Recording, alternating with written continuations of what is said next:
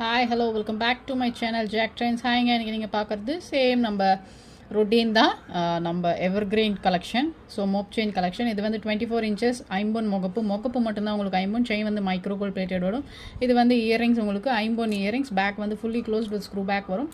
Earrings உங்களுக்கு big சைஸுங்க, big size earrings. So இது வந்து டூ லைனு 24 inches. இதனுடைய மோப்பு உங்களுக்கு பேக்கில் க்ளோஸ்டாக இருக்கும். மல்டி ஸ்டோன் காம்பினேஷனில் வரும். இன்கேஸ் உங்களுக்கு மல்டி ஸ்டோன் இயரிங்ஸ் தான் வேணும்னாலும் அது கூட அவைலபிள் இருக்குது.